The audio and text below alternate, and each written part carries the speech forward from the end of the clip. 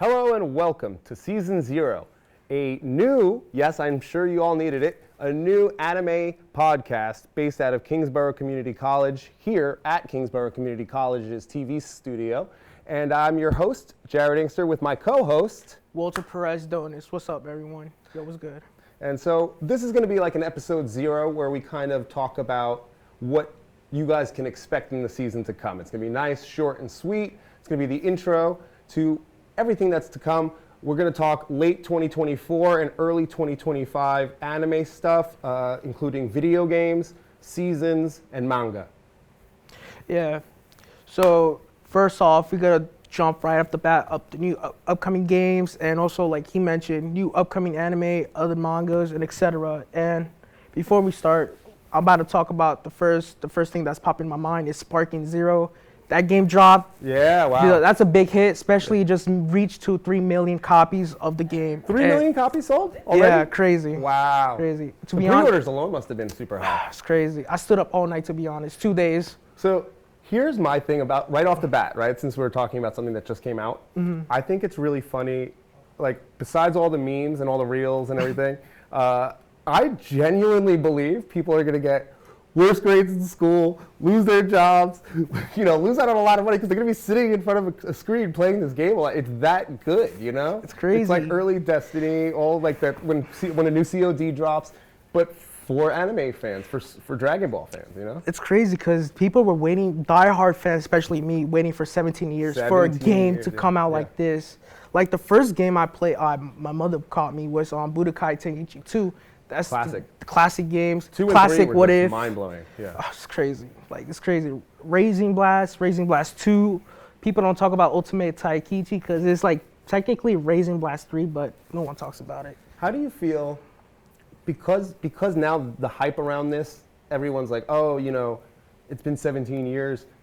I feel like people have completely just forgotten fighters at this point. It's like, It's crazy. it's like, and that was the game. But you understand, like, until this game was announced and dropped, that was the game. That was the standard. If you weren't playing some Capcom game, whether it be a Street Fighter entity or IP, you were probably going to be playing either Super Smash or fighters. Yeah, it's crazy because back then people didn't take that game serious like a competitive fighting game, like you mentioned Street Fighter, Tekken, or Smash Bros. Like right now, the developers are still considering that it's going to be like a world champion tournament game at this It's point. definitely, I can't see it not. I mean, there is a difficulty factor with the whole team building. Yeah. And so, obviously this episode is going to be a little bit more focused on Sparking Zero because it's out already, right? Yeah, it's crazy. But that said, as a little bit of a preview of what else is to come, this is a cool setup and hype around Daima too. Especially like the episode dropped last Friday, especially a new episode coming out tomorrow. And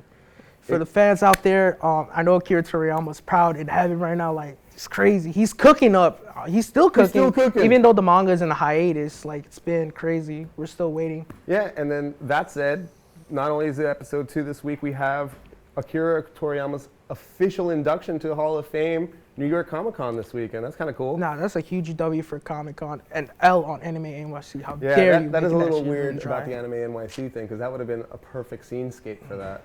Yeah, it's crazy. Like, you saw episode 1 of episode 1. I didn't catch the whole thing. No. So we were talking about this before the episode started. Walter's a little bit more of the purist. I am a little bit more of the dub weeb. I have high ADHD drive, so for me to pay attention, it has to most of the time be in English. That said, I can watch old school Dragon Ball, Japanese. You can't beat that. You can't beat Frieza's voice in Japanese.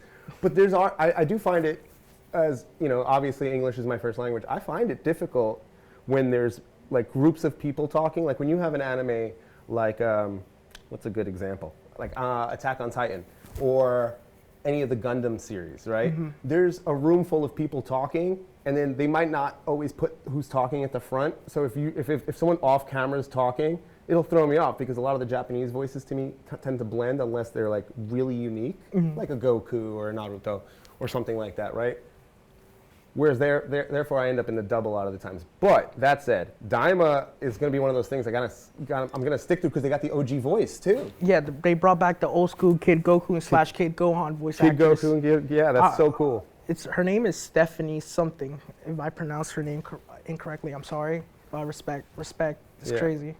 especially like they're bringing back the dub, especially like it's gonna be on November, but it's gonna be like a 3-day event at AMC with 3 Oh, episodes. right, It's yeah. like gonna be like a movie mashup. That's with cool. I mean, 3 that's kind of how they did a lot of their stuff. A lot of the movies got turned into a story eventually. Yeah, it's crazy. Yeah. Like, What else? I mean, like, so we kind of focused on Dragon Ball, but before we get towards the end of the episode, since we're doing a short one this first time out, what else are you looking forward to 2024, 2025? You said new animes that oh drop? yeah, the new animes that drop like Dan Da Dan is crazy, especially the Yep. opening that slapped the music. Right. Blast that on TV. Yeah. Forgive my profanity. And then Uzumaki is taking Oh, over. Uzumaki's Yeah, really the good. spirals.